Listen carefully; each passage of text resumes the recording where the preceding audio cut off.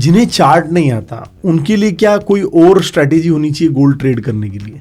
स्वप्निल भाई, इस समय तो जो समय चल रहा है ना, आपको कुछ देखने की ज़रूरत ही नहीं है, कहीं भी उंगली रख के गोल्ड बाय कर लो, 1 टका बढ़े तो बेच दो। तो इट वॉज अ जोक, ये समय हमेशा नहीं रहता। ट्रेडिंग अपॉर्चुनिटी की तरह गोल्ड को अब लेना चाहिए, क्योंकि गोल्ड अब ऑलमोस्ट अपने सही प्राइस के ऊपर आ चुका है। तो I think it is more of a trading opportunity now rather than investment. उस समय अगर मैं गोल्ड की बात करूं तो 8,000 रुपये हुआ करता था, वो अगर आज हम 15 गुना करते हैं तो 1,20 1,30 होता है। रुपये का डिवैल्यूएशन ले लें तो 1,60 होता है। तो अगर आप केवल पॉपकॉर्न जैसी चीज़ को ले लें तो उसके मुकाबले भी सोने में बढ़त जो है वो बहुत ज़्यादा नहीं हुई है। देखिए, जो प्रो ट्रेडर्स हैं, जो बैंक निफ्टी वगैरह में ऑप्शंस में ट्रेड करते हैं, तो आई थिंक उनके लिए गोल्ड सिल्वर के अंदर ऑप्शंस में बहुत अच्छी अपॉर्चुनिटी है। जो कम अमाउंट से 1,00,000 2 लाख रुपए जैसी अमाउंट से अगर ट्रेड करना चाहे तो सिल्वर में क्या स्ट्रैटेजी होनी चाहिए 2026? मैं मान के चल रहा हूँ कि बैंक निफ्टी का ट्रेडर है तो सुस्वागतम नितिन जी। आप सुस्वागतम कहे या सुस्वर्णागतम कहे, अब तो आपको ये बताना पड़ेगा। धन के स्टूडियो में बहुत बहुत स्वागत है आपका।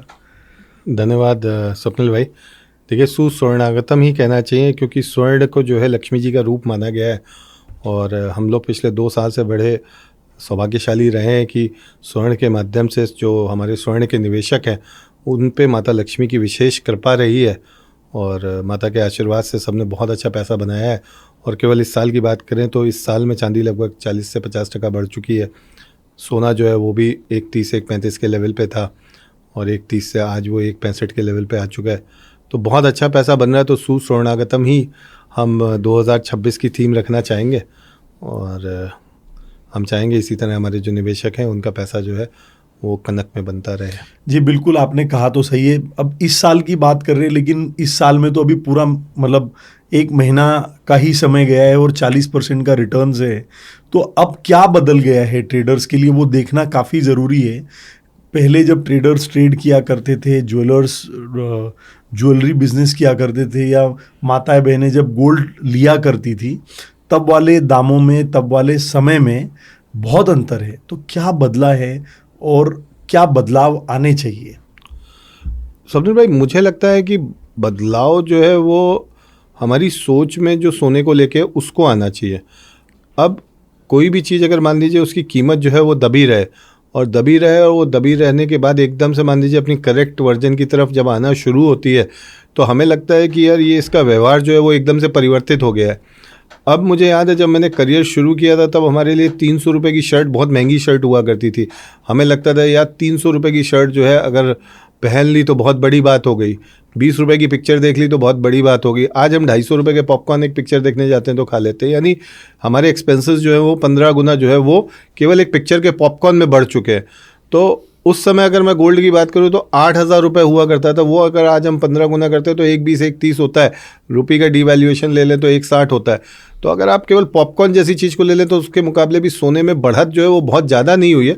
हाँ, ये है कि एक टेस्ट मैच चल रहा था, पहले 2 दिन जो है बैट्समैन ने बैटिंग नहीं करी, और तीसरे दिन जो है उसको लगा कि यार ये मेरा स्टाइल नहीं है एंड अब जो है मुझे परफॉर्म करना है, तो तीसरे दिन उसने डबल सेंचुरी बना दी। तो अब वो 3 दिन का जो उसका रन रेट देखा जाएगा तो वो 70 रन पर डे का ही है, लेकिन जब ओवरऑल देखा जाता है तो बोले तीसरे दिन तो कमाल कर दिया इसने। तो वो जो कमाल है वो सोने में अभी चल रहा है, और ये कमाल मुझे ऐसा लग रहा है कि इस पूरे साल धमाल मचाएगा, और ये जो धमाल है सोने के अंदर ये चलता रहेगा। और निवेशकों को जो है ट्रेडिंग अपॉर्चुनिटी की तरह गोल्ड को अब लेना चाहिए, मेरा मानना है, क्योंकि गोल्ड अब ऑलमोस्ट अपने सही प्राइस के ऊपर आ चुका है। 2400-2500 माइनर्स की कॉस्ट चल रही है, तो माइनर्स के कॉस्ट से अगर मान लीजिए 100% अप्रिसिएशन के ऊपर बिक रहा है, तो I think it is more of a trading opportunity now rather than investment. Nitin ji, 2026 है धमाल, जैसे आपने कहा, तो ट्रेड्स में कैसे कमाल हो जाए, थोड़ा उस बारे में बताएं। खास करके जब इक्विटी मार्केट्स को जब देख रहे हैं तो एक क्लियर ट्रेंड नहीं मिल रहा है लोगों को, और गोल्ड सिल्वर की परफॉर्मेंस को देख के, क्लियर ट्रेंड्स को देख के लोगों में काफ़ी इंटरेस्ट आया है कमोडिटीज़ को लेके। बहुत सारे लोग, नए यूज़र्स को मैं देखता हूँ जो ट्रेड करना चाहते हैं। तो आप अपनी एक्सपर्ट एडवाइस दीजिए, कैसे ट्रेड करें? स्वप्निल भाई, बहुत ईजी है। बहुत सारे प्रश्न आते हैं मेरे पास कि सर मैं तो सिर्फ 25,000 रुपये हैं मेरे पास, अब मैं ये 25,000 से गोल्ड का ट्रेड कैसे करूं? जी ठीक है, अब अगर मैं 3 ग्राम गोल्ड लेता हूं तो 3 ग्राम गोल्ड की जो कॉस्टिंग आती है वो लगभग आज की डेट में 50,000 रुपये के आसपास आती है। तो अगर मैं 50% मार्जिन अपने पास लेके चल रहा हूँ तो उस 50% मार्जिन की वैल्यू हो जाती है 25,000 रुपया। एज अ स्ट्रैटेजी देखिए, अब मैं नया ट्रेडर हूँ, ना तो मुझे भाई चार्ट देखना आता है, ठीक है, ना मुझे ये सब पता है कि open is equal to high जो है वो बेचना है और ओपन इक्वल टू लो जो है वो खरीदना है। मुझे ये सब झंझट में पढ़ना ही नहीं है साहब। मुझे तो सिंपल आप एक बात बता दो कि मैं कैसे 25,000 रुपये में दिन का 1,000, 2,000, 3,000 रुपये कमा सकता हूँ। तो आपको सबसे पहले क्या करना है, 50,000 का मतलब हो गया 3 ग्राम गोल्ड। आपको गोल्ड पेटल जैसे कॉन्ट्रैक्ट को सेलेक्ट करना है। 1 यूनिट आपको खुलते बाजार में ले लेनी है, ठीक है, वो खुलते बाजार का आपका प्रसाद हो गया जो आपने चढ़ा दिया है ट्रेडिंग देवता को। सेकंड आपको तब लेनी है जब, चूंकि गोल्ड का जो पर डे का मूवमेंट है वो 3% के आसपास का है अभी जो चल रहा है, आपको अगर 1.5% का डाउनफॉल आता है तो लेनी है। और थर्ड यूनिट जो आपको लेनी है वो तो लेनी है जब पिछले दिन के लो के प्राइस के आसपास गोल्ड आता है। क्या आप ये कहना चाहते हैं कि 3% से ज़्यादा गोल्ड में मूव नहीं होगा एक दिन में? नहीं, होगा नहीं होगा वो एक अलग बात है। मैं ये कह रहा हूँ अभी जो चल रहा है वो एक दिन में 5% से ज़्यादा नहीं चल रहा है, तो जो अभी चल रहा है वही आगे भी चलेगा। तो मेरा ये मानना है कि अगर मान लीजिए कोई ऐसी घटना नहीं घटित हो जाती है कि ईरान के ऊपर आके बम फेंक दिया जाए या मान लीजिए कोई सुनामी आ जाए, इस तरह का कोई नहीं होता है, तो लेट्स थिंक पॉजिटिव। तो उसमें मुझे ऐसा लगता है कि जो ये चल रहा है 3% से 5%, देखिए ट्रेडर जो होता है ना वो बहुत शॉर्ट टाइम के लिए आता है। उसको क्या है, वो बड़ा खुश प्राणी है कि भाई मेरे को 1,000, 2,000, 25,000 में मिल गए दिन के, मैं बहुत खुश हूँ। मुझे ना दुनिया से कोई लेना देना नहीं है कि ट्रम्प चाचा सुबह आए और वो क्या बोल गए, उसको ये सब चीज़ों से कोई लेना देना नहीं सर। वो चाहता है कि 2,000 रुपये आ गए, उसने अपनी पोजीशन क्लोज करी और वो सुकून से सो जाए, दूसरे दिन सुबह आए, फिर वो अपना जो है धन का प्लेटफॉर्म खोले। धन के प्लेटफॉर्म में उसने 1 यूनिट खुलते बाजार में बाय किया, 1.5% गिरा, 2% गिरा, 1 यूनिट और बाय किया, तीसरा यूनिट अगर उसकी किस्मत अच्छी रही और बाजार जो है वो पिछले दिन के लो के आसपास आ गया तो 1 यूनिट और बाय कर लिया। तो नितिन जी, मेरा प्रश्न ये है इसमें, जैसे कि ये 3 ग्राम पेटल लेने में लगभग 5-6 हज़ार रुपये की मार्जिन से ज़्यादा आवश्यकता नहीं होगी, फिर भी आप कह रहे हैं कि 4 टाइम्स मार्जिन जो रिक्वायर्ड है उससे ज़्यादा रखी जाए, मतलब जो कॉन्ट्रैक्ट्स लिए जा रहे उसके 30-40% आप सेफ गार्ड करने कह रहे नए ट्रेडर्स को। देखिए क्या होता है, समझ, नया मुल्ला ना प्याज ज़्यादा खाता है, तो अगर उसको 5,000 रुपये के मार्जिन में 2-3 दिन अच्छा प्रॉफिट हो गया ना, तो वो एक तो रिस्क की भाषा उसको समझ में नहीं आएगी और वो क्या करेगा, पूरा किसी दिन अपना पैसा वाइप आउट कर देगा। तो हमें इस बाजार को समझना पड़ेगा कि this is not the market जहाँ पे आप खेलो इंडिया खेलो या T20 कर रहे हो। आप एक व्यापार करने आए हो, आप एक व्यापार के तरीके से अपनी स्ट्रैटेजी बना के चलें। कोई भी प्लेयर ऐसा नहीं है जो 20 मैच खेले और 20 के 20 मैच में सेंचुरी बनाए। कुछ मैचेस ऐसे भी होते हैं जहाँ पे वो डक पे आउट हो जाता है, जहाँ पे जो है वो 10 बॉल खेलता है और फिर वो 0 पे आउट हो जाता है। तो कई दिन ऐसे भी होंगे शायद आपका पैसा ना बने, कई दिन ऐसे होंगे जहाँ पे आपके स्टॉप लॉसेस भी ट्रिगर हो सकते हैं। Be ready for that. आप ये मान के चलिए कि अगर आप 3 से 4% जो है आप टारगेट लेके चल रहे हो कि 3 से 4% ऊपर अपने जो कॉस्ट प्राइस आ रही है उस पर निकल जाना है और जो मेरी एवरेज है उससे 2% नीचे बाजार जाता है तो मुझे एग्जिट कर लेना है। 60% भी अगर आप पैसा बना के जा रहे हो, मतलब 60% टाइम भी आप करेक्ट होते हो 70% ऑफ द टाइम, तो आपका पैसा बनेगा ही बनेगा। और स्वप्निल भाई मैं आपको बता दूं, सिंस नवंबर 1 मतलब चलिए दिसंबर 1 ले लीजिए, सिंस दिसंबर 1 आज लगभग 56 दिन हो चुके हैं, 57 दिन। और इन 57 दिनों में हमने लगभग 35 ट्रेडिंग डेज देखे होंगे। इन 35 ट्रेडिंग डेज में जिसने ये स्ट्रैटेजी भी अपनाई है तो उसका स्ट्राइक रेशियो इस समय 80% के आसपास चल रहा है और कैपिटल जो है वो कई टाइम्स बढ़ चुकी है। तो क्या आप ये कहना चाहते हैं 2026 में गोल्ड को खरीद कर ही काम किया जाना चाहिए? स्वप्निल भाई, अब इशू क्या आता है हमारे यहाँ कि हम इंडियंस को या इन्वेस्टर्स को ना वही चीज़ अच्छी लगती है जो बढ़ रही होती है। अब एज अ ट्रेडर मैं मेरी बात करूं, मुझे ना बेच के काम करने में बड़ा मज़ा आता है। आज बेचा कल फिर खरीद लिया, आज बेचा फिर कल खरीद लिया। बट शॉर्ट सेलिंग के लिए एक तो क्या होता है, आपको ना थोड़ा सा प्रोफेशनल नॉलेज होना बहुत ज़रूरी है। तो जैसे आप लोग वीडियोस वगैरह नॉलेज के देते रहते हो, तो ये एक जर्नी है। हमारा एक चैनल भी कमोडिटीज बाय धन, जहाँ पे हम बेसिक्स टू प्रो के लिए सारी जानकारी देते हैं। तो स्टेप बाय स्टेप आप बेसिक्स आओगे, प्रो सीखोगे कमोडिटीज़ बाय धन में, तो धीरे धीरे करके क्या है, वो आज आप जिस जर्नी से शुरू कर रहे हो वो आपको शॉर्ट तक ले जाने में हेल्प करेगी। और मेरा मानना है कि फिर आपको शॉर्ट करके तुरंत काम नहीं करना चाहिए। पुट ऑप्शंस अवेलेबल है, आप पुट ऑप्शंस में भी अपना हाथ ट्राई कर सकते हो, पर चूंकि पुट ऑप्शन जो है मिनी कॉन्ट्रैक्ट्स में अवेलेबल है, मिनी कॉन्ट्रैक्ट्स में एक्सपोजर ही 16 लाख का हो जाता है, तो उसी हिसाब से आपको कैपिटल भी अपनी देखनी पड़ती है। बट डेफिनेटली जो एक जर्नी होती है ट्रेडर की, उस जर्नी में स्टार्ट इसी तरीके से होता है, फिर जब ट्रेंड चेंज हो रहा है या कुछ हो रहा है तो वहाँ पे जाके फिर वो शॉर्ट करना भी सीख जाता है। तो बिगिनर्स ने बाई करके ओपनिंग पे एक कॉन्ट्रैक्ट, 2% की डाउनफॉल पे एक कॉन्ट्रैक्ट और फिर लो पे एक कॉन्ट्रैक्ट लेनी चाहिए। लगभग 5% का ध्यान रख के ट्रेड किया जाए और 50-60% भी अगर प्रोबेबिलिटी, तो अच्छा पैसा बनने के पूरे चांसेस है, जो कि 6,000 रुपये की मार्जिन में हो सकता है। आप कह रहे अच्छा पैसा रखा जाए, तो ये तो हो गया बिगिनर्स के लिए। लेकिन प्रो क्या करे? जो एक्विटी के प्रो ट्रेडर्स हैं, मैं उनको भी देख रहा हूँ कि काफ़ी बड़ी मात्रा में लोग यहाँ ट्रेड करने लगे हैं। देखिए, जो प्रो ट्रेडर्स हैं, जो बैंक निफ्टी वगैरह में ऑप्शंस में ट्रेड करते हैं, तो आई थिंक उनके लिए गोल्ड सिल्वर के अंदर ऑप्शंस में बहुत अच्छी अपॉर्चुनिटी है। कल 7,500 रुपये पे पुट ऑप्शन 3 लाख रुपए का या 2,90,000 का सिल्वर का क्लोजिंग टाइम था। आज सुबह वो 3900 4,000 रुपये पे खुला। तो मतलब आप सो के सुबह उठे, 10 किलो आपने बेचा और सुबह उठते उठते आपके अकाउंट में 24-25 हज़ार रुपये आपके क्रेडिट हो गए। तो आई थिंक प्रो ट्रेडर्स के लिए ये जो वोलेटिलिटी है, ये एक वरदान है, और इस समय किसी भी एसेट क्लास में वोलेटिलिटी नहीं है स्वप्निल भाई जी। तो आप ये कह रहे हैं कि राइटर बनेंगे तो ही वरदान है? देखिए, ऑप्शन बायर के केस में क्या है कि अभी वोलेटिलिटी चूंकि मैंने कहा हाई चल रही है, तो अब यहाँ पे वो कमाएगा ऑप्शन बायर जिसको ऑप्शन की कोई नॉलेज नहीं है। वो क्या करेगा, वो आएगा कॉल और पुट दोनों बाय करेगा। सिल्वर में 15% का मूवमेंट है, 117 मंडे को हाई गया, 102 का लो लगा, कल 114 का हाई गया, 105 का लो लगा, तो 10% के आसपास कल का भी मूवमेंट हो गया। अब मेरे जैसा ट्रेडर क्या कहेगा, इतनी वोलेटिलिटी में भाई मैं तो ऑप्शन बाय करके काम नहीं करूंगा, ये विक्स जो है। पर जो ट्रेडर नया है वो आएगा, कहेगा मेरे को कॉल पुट दोनों बाय करनी है, जिस साइड का प्रीमियम बढ़ गया मैं बेच के निकल जाऊंगा। तो I think this is the opportunity जहाँ पे ऑप्शन बायर्स में वो लोग कमाएंगे जिनको ऑप्शंस की बेसिक सी इतनी जानकारी है, केवल कॉल मतलब बढ़ना, पुट मतलब गिरना।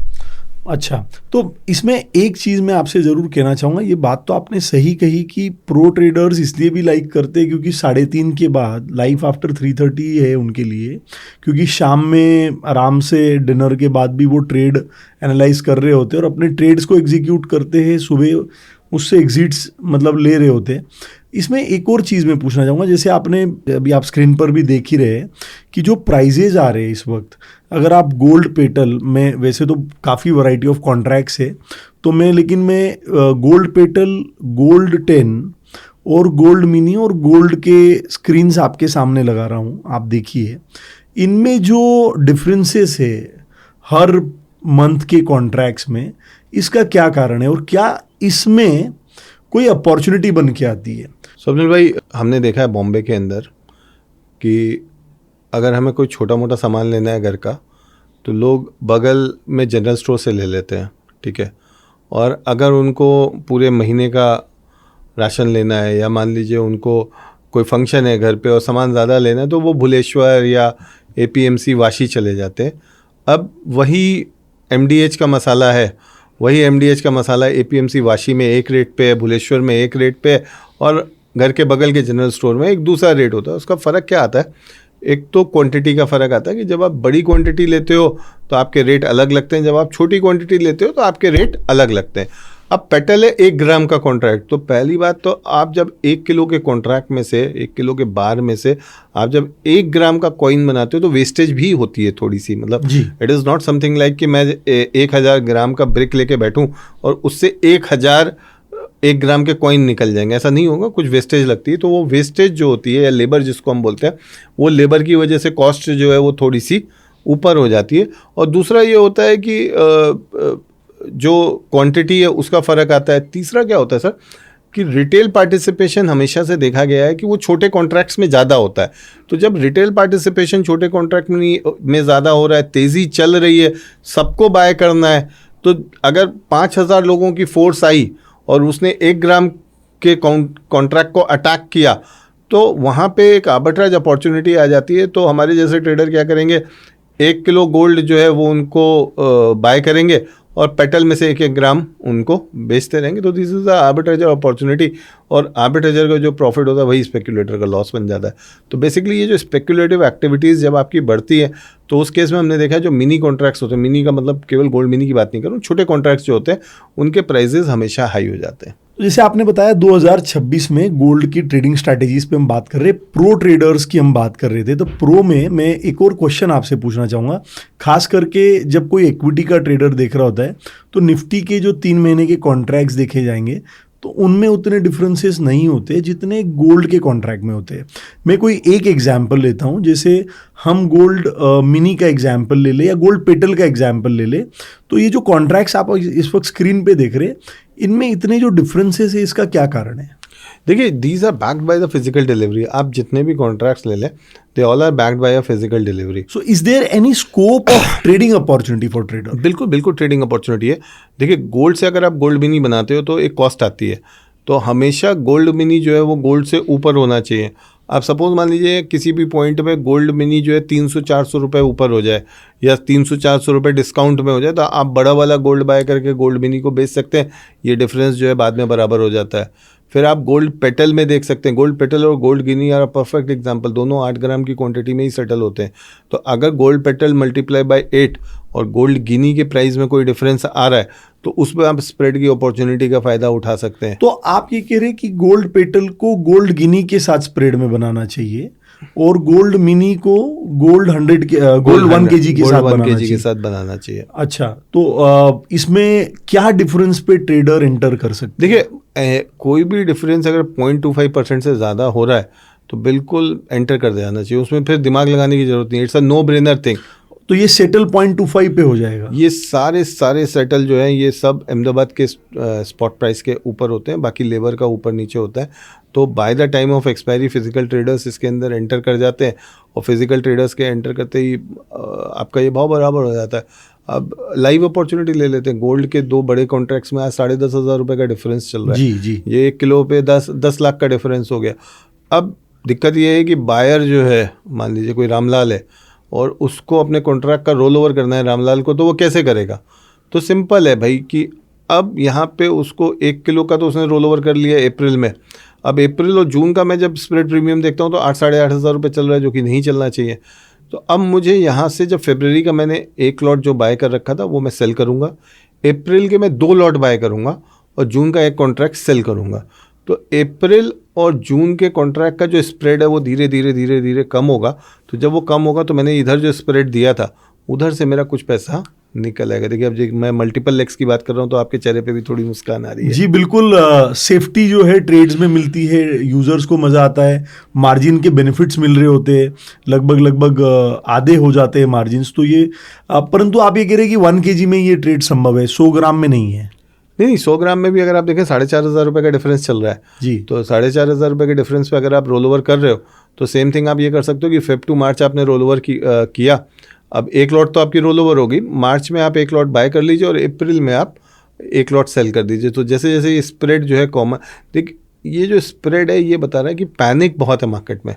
तो ये पैनिक कब सेटल होगा? पैनिक अगर बाजार इन्हीं भाव पे केवल कंसोलिडेट करेगा, 1,60,000 का जो भाव चल रहा है 1,70, 1,60, 1,55 के बीच में अगर बाजार कंसोलिडेट कर गया अगले 15-20 दिन तक बजट के बाद, जिसकी उम्मीद है, तो फिर उसके बाद ये जो आपका पैनिक की वजह से स्प्रेड्स चल रहे हैं ना, ये स्प्रेड्स अपने आप कम होने शुरू हो जाएंगे। अच्छा, ये पैनिक जो है ये खास करके कुछ इवेंट्स को लेके चल रहे हैं।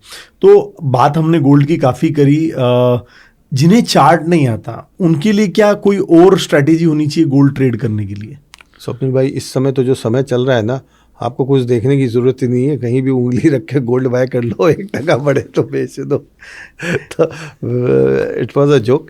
लेकिन देखिए, ये समय हमेशा नहीं रहता, ठीक है, समय का एक स्वभाव है कि वो बदलता जी बिल्कुल। तो मुझे मैंने भाव कॉपी से ही देखा है हमेशा गोल्ड को, और मेरा मानना है कि जो गोल्ड की भाव कॉपी होती है, जो EOD फाइल होती है, उसके अंदर सब कुछ है, मतलब आपको कहीं जाने की ज़रूरत नहीं है। तो उसमें आपको 3 चीज़ें देखनी है, कल का क्लोज क्या था, आज का क्लोज क्या है, कल वॉल्यूम कितना हुआ था, आज वॉल्यूम कितना है, कल ओपन इंटरेस्ट कितना था, आज ओपन इंटरेस्ट कितना है। ओपन इंटरेस्ट का मतलब होता है कि मैंने 1 लॉट बाय किया, आपने 1 लॉट सेल किया, ठीक है। तो यानी दोनों ने एक एक लॉट का व्यापार किया। तो ये जो एक लॉट है ये आपका ओपन इंटरेस्ट कहलाता है। अगर ये वॉल्यूम के साथ ओपन इंटरेस्ट बढ़ रहा है, वॉल्यूम भी बढ़ रहा है, ओपन इंटरेस्ट भी बढ़ रहा है और प्राइस भी बढ़ रहा है, तो दैट इट शोज कि बाजार में जो खरीदने वाले हैं उनका पार्टिसिपेशन बढ़ रहा है, वो एग्रेसिव होकर बाय कर रहे हैं, बाजार आगे तेजी में। तो अगर आपको पिछले 4-5 दिन की भाव कॉपी एमसीएक्स की वेबसाइट पे आप जाएंगे तो मिल जाएगी। आपको देखने में ऐसा लग रहा है कि क्लोजिंग पिछले दिन से ज़्यादा हुई है, वॉल्यूम पिछले दिन से ज़्यादा हुआ है, ओपन इंटरेस्ट जो है ये पिछले दिन से ज़्यादा हुआ है। तो दैट मीन्स अब जो है यहाँ पे बाइंग हो रही है, आप बाय करके चल सकते हो। इसमें अब सपोज मान लीजिए किसी दिन ऐसा हो सकता है कि वॉल्यूम ऑलमोस्ट सिमिलर हो, प्राइस नीचे आए और ओपन इंटरेस्ट नीचे आए। तो अगर लॉन्ग पोजीशन के बाद ऐसा हो रहा है कि प्राइस नीचे आ रहा है और ओपन इंटरेस्ट नीचे आ रहा है, तो ये शो करता है कि आपका जो प्रॉफिट बुकिंग का टाइम है वो शुरू हो गया है। आपको ये देखना है कि सेल पोजीशन बन रही है नहीं बन रही है, प्राइस आपका नीचे जा रहा है, ओपन इंटरेस्ट बढ़ रहा है, तो विच शोज कि अब जो मार्केट में शॉर्ट सेलर्स हैं वो आ रहे हैं। बहुत ही तो सिंपल बाजार की डायरेक्शन जो है वो पता चल जाती है। और मेरा मानना है बड़े प्लेयर्स जिस साइड जा रहे हैं उस साइड अगर आप चलेंगे तो पैसा ज़रूर बनेगा। जी बहुत शुक्रिया। तो गोल्ड की तो बहुत बातें की, आज हमने तीनों स्ट्रैटेजीज पे बात की, प्रो ट्रेडर्स कैसे करें इस पे बात की। एक चीज़ और पूछना चाहूँगा मैं, जैसे गोल्ड में मल्टीपल कॉन्ट्रैक्ट्स अवेलेबल है, तो पेटल है, गुनिया है, मिनीज है और ये सब है, तो इनमें अभी जो ट्रेड्स कर रहे हैं लोग, इनमें ऑप्शंस में ट्रेड करते हो क्या चीज़ का ध्यान रखना चाहिए? जैसे 2 कॉन्ट्रैक्ट्स में ऑप्शंस अवेलेबल भी है, गोल्ड 100 और गोल्ड 1 kg। देखिए बहुत ईजी हो गया है, मतलब धन के प्लेटफॉर्म पे अगर आप जाएंगे तो OI1 से लेके OI5 तक आपको दिख जाता है। जी बिल्कुल, हम दिखाते तो जो टॉप का OI है वो आपका पुट में जहाँ पे नंबर 1 OI है वो आपका सपोर्ट हो गया और कॉल में जहाँ पे नंबर 1 OI है वो आपका रेजिस्टेंस हो गया। तो अब बाज़ार की रेंज आपको पता चल गई कि बाज़ार इसी रेंज में है। अब आपको क्या देखना है कि किस स्ट्राइक के में वॉल्यूम ज़्यादा हो रहा है। जिस स्ट्राइक में कॉल में वॉल्यूम ज़्यादा हो रहा है तो आप बाज़ार में उसी ट्रेंड के साथ चल सकते हो, आप कॉल ऑप्शन बाय कर लीजिए। और बेचने की सलाह मैं इसलिए नहीं दे रहा हूँ क्योंकि बेचना जो है बहुत प्रोफेशनल ट्रेडर्स को पड़ता है। तो जो लोग इस चीज़ को समझते हैं वो ये कर सकते हैं कि आपका जो कॉल पुट है जहाँ पे आपने 5 दिया हुआ है उसको दोनों साइड को बेच के चल सकते हैं, और जहाँ जैसे जैसे ये 5 चेंज हो रहा है वैसे वैसे ये 5 को चेंज करके काम कर सकते हैं। नितिन जी, सोने के कमाल पे काफ़ी बात हुई, चांदी भी काफ़ी धमाल कर रही है और बीट कर रही है सोने के रिटर्न्स को। गोल्ड को कॉन्स्टेंटली सिल्वर ने बीट किया है, बीट तो किया ही है, साथ में जो बैंक निफ्टी के जो ट्रेडर्स हैं उनको भी अट्रैक्ट कर लिया है। तो एक अगर फ्रेश ट्रेडर हो या जो कम अमाउंट से 1-2 लाख रुपए जैसी अमाउंट से अगर ट्रेड करना चाहे तो सिल्वर में क्या स्ट्रैटेजी होनी चाहिए 2026? स्वप्निल भाई, मैं ये मान के चल रहा हूँ कि बैंक निफ्टी का ट्रेडर है तो वो मार्केट को समझता है। तो अगर मार्केट को वो समझता है तो उसको कुछ नहीं करना है, उसको सिर्फ और सिर्फ जो है बाज़ार में कल का जो लो हाई है उसका 0.6% निकाल लेना है, और उस हाई से 0.6% अप या उस हाई से 0.6% नीचे जैसे ही बाज़ार आता है वैसे ही उसको बाय कर लेना है। जहाँ उसको भाव 2% 1.5% बढ़ा हुआ मिले वहाँ वो निकल जाए। अब आप इसको ऐसे समझो, आपने बोला 1-1.5 लाख रुपए लेके कोई आ रहा है, अब अगर वो 2 से 3% में भी निकलता है तो 6 से 9 हज़ार रुपया हो जाता है आज की डेट में।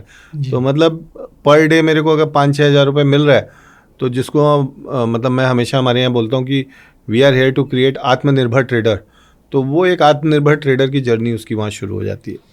तो आत्मनिर्भर ट्रेडर्स आप कह रहे हैं कि चांदी में बन सकते हैं, और जैसे कि आपने सोने में कहा था वैसे ही आप चांदी में कह रहे हैं कि एक लेवल का इस्तेमाल किया जाए और 2-3 जगह पे एंटर किया जाए। तो अब जैसे चांदी में 1 किलो, 5 किलो और 30 किलो के कॉन्ट्रैक्ट्स ट्रेड होते हैं, इनमें भी मैं देखता हूँ प्राइजेज में काफ़ी डिफरेंस होते हैं। जैसे हम गोल्ड की बात कर रहे थे, क्या इनमें भी कोई डिफरेंस ट्रेड्स, आर्बिट्राज अपॉर्चुनिटीज़ बन के आती है? सबसे पहले नहीं था, क्योंकि पहले जो आपके 30 kg के अलावा जो कॉन्ट्रैक्ट है वो सारे कैश सेटल्ड कॉन्ट्रैक्ट हुआ करते थे। पर चूंकि अब इसमें डिलीवरीज कंपलसरी कर दी हैं सेबी ने आने के बाद, तो मतलब इसको हम कहें क्रांति ला दी है इसने चांदी के अंदर। तो अब इसके अंदर भी आर्बिट्राज अपॉर्चुनिटी बिल्कुल डेफिनेटली बनती है कि सपोज़ मान लीजिए मेरा 1.5% 2% कॉस्ट आता है, अगर मैं मान लीजिए 1 किलो का बार बनाता हूँ, तो अगर कभी भी 2% से ऊपर का डिफरेंस है तो वहाँ पे मैं माइक्रो के जो कॉन्ट्रैक्ट्स हैं उसको सेल कर सकता हूँ और 30 kg के कॉन्ट्रैक्ट जो है उसको मैं बाय करके चल सकता हूँ। तो ये तो हो गया एक स्प्रेड ट्रेडर के लिए कि वो स्प्रेड ट्रेडर इनके बीच में क्या अपॉर्चुनिटी तो ले मैं बीच में आपको पूछना चाहूँगा कि 2% का गैप हमेशा रहेगा ही? 1.5 से 2% का गैप रहता है, क्योंकि आप अगर कास्टिंग का जो बार होता है उसकी एक कॉस्ट आती है, उसकी फिनिशिंग होती है, तो 40,000 के भाव पे 750-800 रुपये की कॉस्ट आती थी। और ये जो मैं कॉस्ट बता रहा हूँ आपको, ये मैं आप बता रहा हूँ आपको एक ऐसे बार की कॉस्ट जिसको आपको देख के ऐसा लगेगा कि ये सोने का बार था और इसके ऊपर चांदी की पॉलिश जो है वो कर दी गई है। तो दैट इज़ द फाइनेस्ट बार। और जब MCX की हम बात करते हैं तो उसमें वो चूँकि LBMA अप्रूव्ड क्वालिटी है, तो LBMA में आपको इसी तरह के बार मिलेंगे, तो कॉस्टिंग उतनी ही बैठ जाती है आज की डेट में। तो आप ये कह रहे हैं कि अगर 2% से ज़्यादा अगर गैप है तो छोटे कॉन्ट्रैक्ट्स को बेच दिया जाए और बड़े कॉन्ट्रैक्ट्स को खरीद लिया जाए? बिल्कुल बिल्कुल। कल ही मैं दिन में देख रहा था कि मैंने देखा 10 से 12 हज़ार का गैप चल रहा था एक टाइम पे। तो कुछ आर्बिट्रेजर्स से मेरी बात हुई तो तुरंत अपॉर्चुनिटी एक्सप्लोर करी और उन्होंने मतलब जैसे एक्सप्लोर करी बाजार जो है वो 2% आ गया। अब नितिन जी, समय कौन सा होगा जब ये गैप्स खत्म होंगे? देखिए, समय जब बेसिकली अभी तो वॉल्यूम्स आ रहे हैं, इसलिए जो स्पेकुलेटर्स होते हैं वो हमेशा छोटे कॉन्ट्रैक्ट की तरफ आते हैं। तो जिस समय स्पेकुलेटर्स इस कॉन्ट्रैक्ट से हटेंगे, या हम ये कह लें कि जिस दिन बड़े करेक्शंस आ जाएंगे और उसके बाद चांदी जो है वो 1-2% के मूव पे ही चलनी शुरू हो जाएगी 10-15 दिन में, जैसे हम पहले देखते थे बड़े मूव आए थे, तो वो उस तरह से हो जाएगा। जो इसमें अभी अल्फ़ा बीटा फैक्टर चल रहा है जो लोगों को अट्रैक्ट कर रहा है, वो जब तक चल रहा है तब तक इस तरह की चीज़ें जो है वो अपॉर्चुनिटीज़ जो है वो आपको मिलती रहेंगी। और इस चीज़ का दूसरा पहलू अगेन चिकन वाला ये है कि जब तक इस तरह की चीज़ें चल रही हैं तब तक वोलेटिलिटी भी बनी रहेगी। जी, तो चांदी के ऑप्शंस, क्योंकि चांदी के दाम इतने बढ़ चुके हैं, लगभग 4 लाख रुपया किलो हो चुकी है चांदी, तो अब जैसे बड़े जो कॉन्ट्रैक्ट्स है 22-25% की मार्जिन्स हो चुकी है, तो ऑप्शंस में किस तरह ट्रेड बना सकते हैं? क्या स्ट्रैटेजी होनी चाहिए ऑप्शंस में ट्रेड करने की? ऑप्शंस में सर सिंपल स्ट्रैटेजी बनाओ, जो कॉल और पुट 5,000 रुपये की चल रही है दोनों खरीद लो। 5,000 रुपये की जो चल रही है, 5,000 रुपये पर केजी का जिसका भाव हो वो दोनों कॉल पुट आप खरीद लीजिए। कोई भी एक कॉल या पुट जैसे ही 12,000-13,000 की हो जाए, मान लीजिए कॉल आपकी 12,000 की हो गई, आप कॉल काट लीजिए, पुट को पड़ा रहने दीजिए। आपकी किस्मत अच्छी रही, कोई बड़ी मंदी आ गई तो वो पुट भी अपने गंगा किनारे पे आ जाएगी। और अगर सपोज मान लीजिए पुट 12,000 हो गई, आप पुट काट दीजिए, कॉल पड़ी रहने दीजिए, कॉल्स में वैसे भी कुछ बचेगा नहीं उस समय। लेकिन अगर वहाँ से बाजार रिबाउंड हो गया, बहुत अच्छी तरह से बढ़ गया, तो जैसे अभी हमने कल जो एक्सपायरी हुई है एक चांदी की, हमने देखा कि 3 लाख तक गिरी, 3 लाख से वापस 3,60,000 आ गई। तो जिसने 3.25 की कॉल और पुट दोनों ली थी उसको इस स्ट्रैटेजी में लगभग आप समझो मिनी वाले कॉन्ट्रैक्ट्स में भी 4 से 5 लाख रुपया बचा है। तो जैसे बैंक निफ्टी, चूँकि आपने जिक्र किया था, तो मैं इस स्ट्रैटेजी को इसलिए बोल रहा हूँ क्योंकि बैंक निफ्टी के बहुत सारे ट्रेडर्स मैंने देखे हैं जो एक्सपायरी के दिन 5 रुपये या 10 रुपये की कॉल ले लेते हैं और साल में 1-2 मौके ऐसे आते हैं जब वो कॉल 5,000 की हो जाती है, 1,500 की हो जाती है, 1,000 की हो जाती है। तो अब उसमें तो उनको साल में 1-2 मौके मिलते हैं, पर यहाँ पे अगर वो इस तरह की अपॉर्चुनिटीज़ करेंगे तो जिस तरह से मार्केट चल रहा है तो यहाँ पे हर महीने आपको ऐसी अपॉर्चुनिटी मिलेगी। क्योंकि यहाँ पे ऐसा कुछ नहीं है कि वैल्यूएशंस बहुत बढ़ गए हैं तो अब वैल्यूएशन बढ़ने के बाद जो है अब बैंकिंग वैल्यूएशन ज़्यादा है तो बैंक निफ्टी इससे ज़्यादा बढ़ नहीं सकती या स्ट्रेच्ड हो रही है। इस तरह की समस्याएँ सिल्वर में नहीं आएंगी क्योंकि सिल्वर की जो इंट्रिंसिक वैल्यू है और इंट्रिंसिक वैल्यू के अलावा जो उसकी सेफ हेवन वैल्यू है उसको तो आप कैलकुलेट ही नहीं कर सकते। जी, तो आपने जैसे बोला कि 5,000 रुपये लेकर आए और मतलब 5,000 रुपये दोनों साइड इन्वेस्ट कर सकते और खड़े रह सकते, तो ये जैसे हर एक्सपायरी के लिए लगभग 4 हफ्ते का समय मिलता है, तो पहले वीक, दूसरे वीक, तीसरे वीक और चौथे वीक में क्या स्ट्रैटेजी में कोई अंतर होना चाहिए या सेम स्ट्रैटेजी रखी जानी चाहिए? स्वप्निल भाई, मैंने जब ऑप्शन ट्रेडिंग सिल्वर में शुरू करी थी तो 51,000 रुपये से शुरू करी थी और ईश्वर की कृपा ऐसी रही कि बॉम्बे में एक फ्लैट ही सिल्वर ऑप्शन से मिल गया। क्या बात है। तो उस समय वही 5-5 हज़ार का लॉजिक किया था 5 किलो वाले कॉन्ट्रैक्ट में। तो 10 कॉल आपने ले लिया तो पुट ले लिया तो 25,000 रुपये कॉल में लग गए, 25,000 पुट में लग गए। तो तब से क्या है, ये मेरा लकी नंबर हो गया 50,000। तो मैं 50,000 को उस हिसाब से यूज़ कर रहा हूँ। अब इसमें आपका 4 हफ्ते मिलते हैं बट इसमें वोलेटिलिटी बहुत हाई है। आपका जैसे ही 12,000 रुपये मिल गए, आपके तो पैसे आपके वापस आ गए। अब आपको दिमाग नहीं लगाना है दूसरी तरफ। अब दूसरे दिन फिर आपने क्या करना है, फिर आपको वही 5,000 का सेलेक्ट करना है, जो 5,000 रुपये का मिले फिर आपको कर लेना है। अब आप एक सिचुएशन सोचो कि रोज़ आपकी सिल्वर बढ़ रही है और रोज़ आप कॉल में 12-12 हज़ार रुपये बुक करते चले जा रहे हो, आपके पास 5 या 6-7 पुट हो गई, सडनली किसी दिन कुछ हो गया और बड़ी वोलेटिलिटी आ गई और सिल्वर नीचे आ गई, and think of a situation, उस 6 पुट के अंदर आपको कितना पैसा बचेगा। जी बिल्कुल। तो आप ये कह रहे हैं कि ट्रेडर भी इन्वेस्टर बन सकता है? नहीं, इन्वेस्टर ही नहीं, वो ट्रेडर रहते हुए भी इन्वेस्टर से ज़्यादा कमा सकता है। क्या बात है, क्या बात है। बहुत, मतलब ये स्ट्रैटेजी बहुत शानदार लगी। तो मतलब आप ये कहना चाह रहे हैं कि पेशेंस को रखें, चारों हफ्ते में आप रिस्क एनालाइज करके बाई और सेल साइड की पुट्स को और कॉल्स को खड़ा रखें और काम करें, क्योंकि सिल्वर में वोलेटिलिटी इतनी बड़ी है तो रेंज में पैसा आ ही सकता है। ये तो बहुत ही शानदार डिस्कशन रहा। मैं एक और चीज़ बताना चाहूँगा यूज़र्स पे, जैसे आप अभी स्क्रीन पे देख पा रहे हैं, ऑप्शन ट्रेडर पे हम ये सारी प्रोबेबिलिटीज़ बड़े क्लियर बताते हैं। वहाँ पे प्री बिल्ड स्ट्रैटेजीज आपके लिए अवेलेबल होगी और आप कई सारे ऐसे इन्फॉर्मेशंस वहाँ एक्सेस कर सकते हैं। तो नितिन जी, एक और सवाल मैं आपसे पूछना चाहूँगा आज, गोल्ड और सिल्वर के कोई कॉम्बिनेशन ट्रेड्स भी बन सकते हैं या कोई कॉम्बिनेशन ट्रेड्स की पॉसिबिलिटी नहीं है? देखिए, गोल्ड सिल्वर रेशियो होता है। प्रॉब्लम क्या है, इंडिया में एज अ ज्वेलर अगर आप इसको कर रहे हो तो आपके अंदर पेशेंस होना चाहिए। अब लोगों ने गोल्ड प्लैटिनम रेशियो 15 साल पहले एग्जीक्यूट किया, 15 साल लग गए, 14 साल लग गए साहब उसमें प्रॉफिट बनने में। इंडिया की अगर बात करूँ तो लोगों ने 70 के रेशियो से बाय करके रखा हुआ है, बोले 107 गया था, अब इससे ज़्यादा नीचे क्या जाएगा। अब हो सकता है ये रेशियो 45 चल रहा है, हो सकता है 10 साल लग जाए, 5 साल लग जाए, हो सकता है 5 दिन में ये 70-75 हो जाए, यू नेवर नो। तो अगर आप फिजिकल का स्टॉक रखते हो, आप चाहे इन्वेस्टर एज अ इन्वेस्टर रखते हो, आप एज अ ज्वेलर रखते हो, तो ये वो समय हो सकता है जहाँ पे आप अपने सिल्वर के स्टॉक का कुछ परसेंटेज गोल्ड में आप स्वैप कर सकते हो। बट किसी भी डेरिवेटिव एक्सचेंज में आपको ये स्ट्रैटेजी इसलिए नहीं लेनी चाहिए क्योंकि इंडिया के अंदर सबसे बड़ा प्रॉब्लम क्या है कि कभी गोल्ड डिस्पैरिटी में हो जाता है, कभी गोल्ड एक्सट्रीम पैरिटी में हो जाता है, कभी सिल्वर एक्सट्रीम पैरिटी में, जैसे अभी सिल्वर एक्सट्रीम पैरिटी में चल रही है, और कभी डिस्पैरिटी में हो जाती है। तो इंडिया के गोल्ड सिल्वर रेशियो जो होते हैं ना, बिकॉज ओआई जो है वो बहुत कम है, पार्टिसिपेंट्स बहुत कम है, तो यहाँ पे एग्जीक्यूट नहीं कर सकते हो आप उसको उतना अच्छे से। और मैंने ये देखा है कि इस डिस्पैरिटी की वजह से ही 10 में से 9 लोग लॉस देते हैं गोल्ड सिल्वर रेशियो में। जी, तो बहुत ही शानदार रही आज की आपकी डिस्कशन गोल्ड सिल्वर को लेके। 2026 में क्या करना चाहिए आपने बहुत बेहतरीन तरीके से बताया। बहुत बहुत धन्यवाद आपका। धन्यवाद स्वप्निल जी, बहुत बहुत धन्यवाद। Investments in the securities market are subject to market risk. Read all the related documents carefully before investing.